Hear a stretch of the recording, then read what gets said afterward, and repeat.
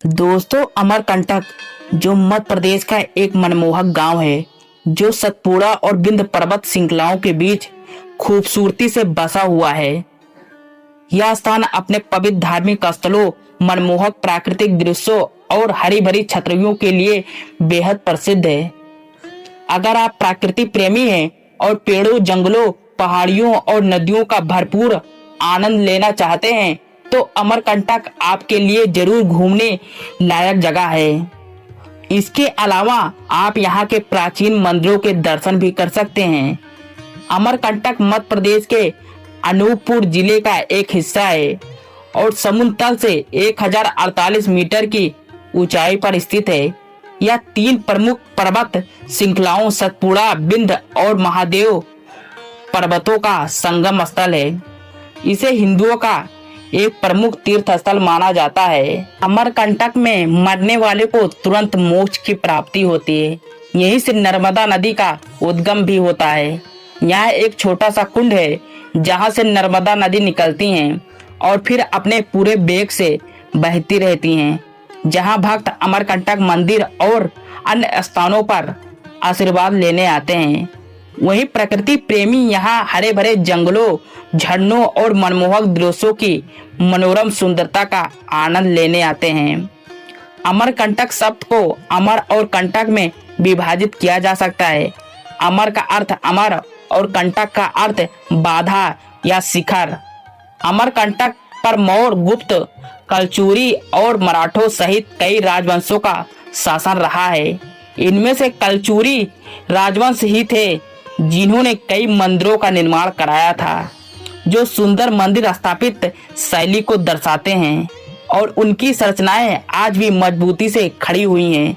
अमरकंटक में स्थित पातालेश्वर मंदिर का निर्माण कलचुरी शासकों ने करवाया था। यह एक उल्लेखनीय स्थान है जो हमें कलचुरी वंश के शासकों की संस्कृति, विरासत और धार्मिक भक्ति की झलक दिखाता है। अमरकंटक में कई पाए जाने वाली आयुर्वेदिक पौधों के लिए भी मशहूर है।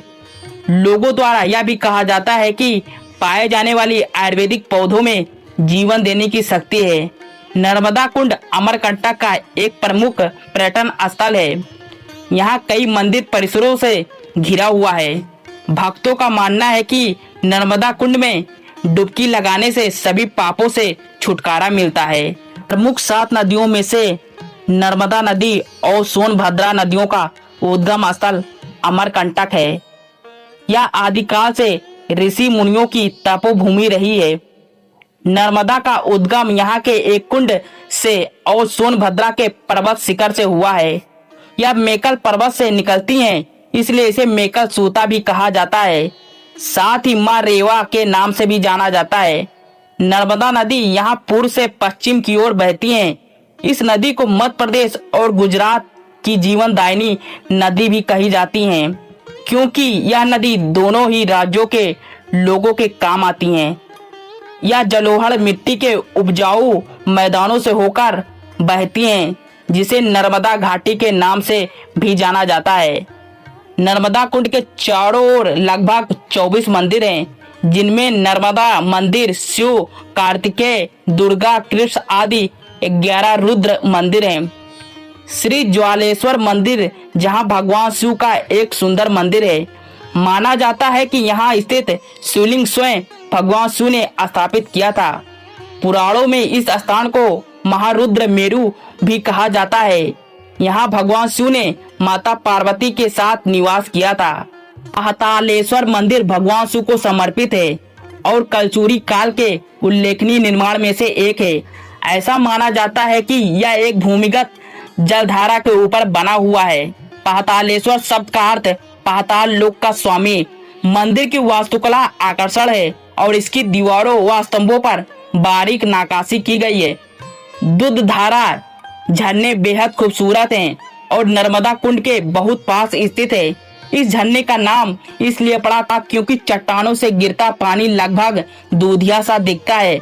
आपको थोड़ी ही दूर तक पैदल चलना होगा और फिर घने जंगलों के बीच आपको यह नज़ारा देखने को मिलेगा, जहां आपको बस पानी की आवाजें और कभी कभार पक्षियों की चहचहाट आवाजें सुनाई देंगी।